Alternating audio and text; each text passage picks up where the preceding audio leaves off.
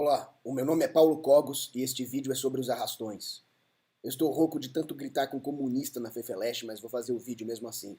Os arrastões estão se tornando um problema endêmico das praias do Rio de Janeiro e de outras cidades. As pessoas não mais podem ir à praia tranquilas sem serem vítimas de violência física, de agressões. E isso precisa acabar imediatamente! Aliada do mal, cúmplice desses bandidos vagabundos, está a esquerda e a sua conversa mole de que esses vermes são vítimas da sociedade. É evidente que a sociedade é que é vítima desses vermes. Mas a esquerda, com a sua linguagem orwelliana e seu relativismo moral, tentam perverter a mentalidade das pessoas, apregoando coisas como arrastões são desejáveis, arrastões são um bom programa de transferência de renda. Juro, teve um cara que falou isso. Eu nem vou falar o nome dele porque eu parei de fazer propaganda dos inimigos da sociedade que devem ser ignorados, esquecidos, desprezados e ostracizados. Mas esse professorzinho de merda foi até a USP e falou que os riquinhos mimados têm mais é que ser espoliados mesmo. Conseguimos então chegar a um ponto mais bizarro do que as falácias de Proudhon, que dizia que a propriedade é um roubo. Agora estão dizendo que a propriedade é legítima desde que seja roubada. É isso que a esquerda está tentando fazer. Lembrem-se que os impostos também são assalto à mão armada, que no começo as pessoas encaravam assim mesmo. Era um tributo pago para os bárbaros para eles não saquearem as suas cidades. E com o tempo a conversa mole das esquerdas foi colocando minhoca na cabeça das pessoas a ponto de elas acreditarem que o imposto é uma boa forma de transferência de renda. Agora é a vez dos arrastões. Agora o governo está terceirizando o assalto à mão armada através da sua propaganda gramsciana de apoio aos bandidos. Outra falácia que me deixa possesso é dizer que a pobreza é a causa da criminalidade. Essa é a frase mais nojentamente elitista que eu já ouvi na vida. Estão chamando pobre de bandido. Ser pobre não implica em ser bandido, seus elitistazinhos de merda. E o pior é que a esquerda não é monopolista dessa falácia. Eu já vi libertário falando essa baboseira. Eu vi com meus próprios olhos. I saw with my own fucking eyes, como diria o Samus, um vlogueiro libertário afirmar a seguinte barbaridade: que a causa da criminalidade dos arrastões é a pobreza gerada pelas intervenções do Estado na economia. Qualquer pessoa versada em economia sabe que, de fato, as intervenções do Estado necessariamente geram pobreza, mas essa não é a causa da criminalidade. A causa é a maldade intrínseca do criminoso, a perda de valores. É a pobreza moral e não a pobreza material. O estudo do criminologista David Kennedy, do Crime Prevention Center at John Jay College, nos mostra exatamente isso. Os anos de Grande Depressão, nos quais a população americana estava depauperada, tiveram índices de criminalidade extremamente baixos, principalmente se comparados aos anos 20, os chamados Roaring Twenties, os anos loucos, onde as pessoas tinham dinheiro para gastar à vontade por causa da expansão creditícia, sem respaldo em poupança. O economista George Guido Husserl nos mostra, por exemplo, os efeitos culturais perversos dessa expansão monetária, que degradam os valores morais das pessoas. Isso explica boa parte da criminalidade nos anos 20. Nos anos 30, as pessoas estavam depauperadas, mas elas foram obrigadas a se voltar para valores morais, a valores de trabalho, de poupança, o que diminuiu o nível de criminalidade. Isso nos mostra o papel dos valores e a total falta de correlação entre prosperidade material e criminalidade. Mas a causa dos crimes mais graves, esses que envolvem violência contra inocentes, é muito mais profunda, está intimamente relacionada à maldade intrínseca do criminoso, a uma perversão da sua natureza. É isso que nos explica os psicólogos Yoshiston e Samenov, que fizeram um estudo da personalidade criminosa e acharam algumas características em comum, como por exemplo a ausência de empatia, o autointeresse crasso, a negação de qualquer obrigação para com o próximo e negação da responsabilidade, o desejo sociopático de poder e controle. São essas as características dos criminosos. Não tem nada a ver com pobreza, tem a ver com maldade. Tem a ver, sabe com o quê? Com filha da putagem. Os criminosos, conforme foi descoberto por esse estudo, estão no pleno controle das suas ações e o crime é resultante das suas escolhas pessoais tomadas desde a tenra-idade, conforme os estudos de Yoshiston e Samenov. Mas eles são maus, eles são violentos por natureza.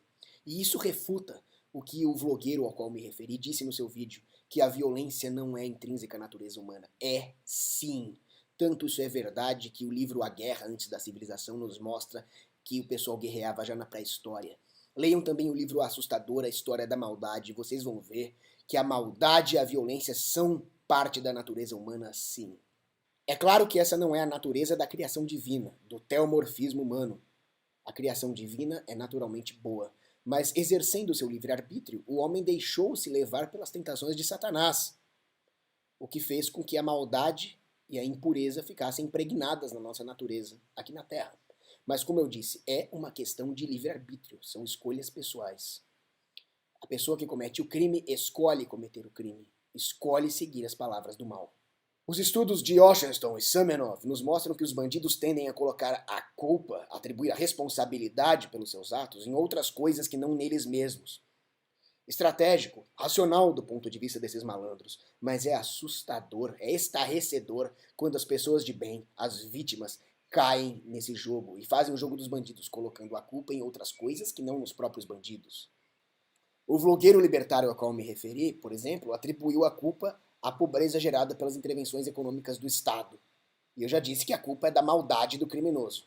Mas é preciso se lembrar que o crime e o Estado são grandes aliados. Essa aliança foi explorada, por exemplo, por teóricos inescrupulosos comunistas da escola de Frankfurt, como Theodor Adorno e Herbert Marcuse. Este último percebeu que o proletariado, no sentido tradicional do termo, não poderia ser usado como ferramenta revolucionária para a implementação de um Estado comunista, uma vez que o trabalhador pobre já havia percebido as benesses do capitalismo. Então ele buscou um novo proletariado, o crime, os bandidos.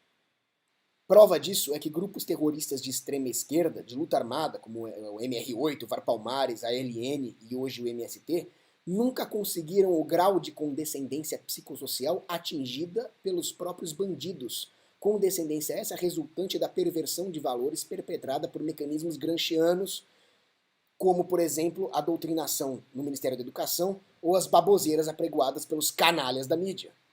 É a aliança entre Estado e crime organizado. E crime, em geral. Temos então uma situação grotesca. As pessoas com medo e vitimadas pelo crime vão legitimar um Estado cada vez mais forte. Mas, ao mesmo tempo, elas atribuem o crime à pobreza, então elas demandam um estado de bem-estar social. Mas o Estado aumenta a pobreza e promove o crime e a insegurança, alimentando assim esse círculo vicioso. Fica fácil entender, portanto, a aliança entre o Estado e o crime. Mas o que leva um cidadão comum a ser complacente com os bandidos e até a compactuar com o crime? É difícil de entender, mas eu diria que a inveja e a hipocrisia nos dão boas pistas. As pessoas têm tanta inveja uma das outras que elas chegam a compactuar com qualquer coisa que expolie o trabalho conquistado pelo próximo honestamente. E elas travestem essa inveja de preocupação social. Eles não admitem a inveja, porque dos 7 pecados capitais, a inveja é aquele que é chamado de pecado envergonhado, o único pecado da qual a pessoa nunca se orgulha, ela tem vergonha de falar. Mas é o que acontece. Esquecem que o pobre é o principal afetado e que elas também podem ser afetadas. Mas o fato é que é uma atitude hipócrita, como disse o Farid Zakaria numa palestra deles. Por que as pessoas não pegam o próprio dinheiro e ajudam os pobres, ao invés de querer que o governo roube as outras, ou que os bandidos roubem os outros, para dar para os supostos pobres, que na verdade são bandidos? Porque são hipócritas, porque elas dizem ter um certo padrão moral que elas não conseguem aplicar a elas mesmas. É a mentalidade do escravo. É a mentalidade de achar que o Estado ou até que os bandidos têm que resolver o problema social por elas. Mas o problema não é social, como eu já disse, o problema é de maldade. Quem acha que o pobre é bandido porque é pobre está julgando os outros por si próprios. Eles, esses defensores de bandidos, sim, é que são perigosos, é que são maus e que roubariam se pudessem, mas nem a coragem para roubar eles têm, de tão lixo que eles são. Muito diferente de um depoimento que eu li de uma menina pobre que ganha R$1.000 por mês trabalhando de segunda a sábado e que teve o seu celular violentamente subtraído em um desses arrastões. Celular este que ela custou para comprar com trabalho duro. E ela disse, mesmo se eu fosse rica, não justificaria, porque é uma agressão contra inocentes. Essa é uma menina direita. Infelizmente ela cometeu um erro de dizer que ela paga os seus impostos direitinho, esquecendo-se que a sonegação é uma legítima defesa contra o ladrão estatal. Mas o fato é que as pessoas possuem uma rejeição natural ao crime e que a esquerda tenta perverter, alimentando assim o sentimento da inveja para conseguir esse objetivo. Embora a pobreza não gere crime, o contrário é verdadeiro. O crime gera pobreza. O sociólogo Helmut Schuck nos mostra os efeitos dessa economia da inveja, representada pela complacência com o crime e com os impostos e com toda essa baboseira de redistribuição de renda. Quando as pessoas sabem que tudo aquilo que elas acumularam de capital honesto será espoliado, elas tendem a investir para o futuro cada vez menos, elas tendem a ter a sua preferência temporal aumentada e pensar cada vez mais a curto prazo. E todo o investimento futuro passa a ser feito de maneira cada vez menos coordenada socialmente e mais atomista. Ou seja, os projetos futuros das pessoas serão feitos de maneira mais discreta para poder escapar às instituições de inveja, sejam elas os impostos ou sejam elas os bandidos.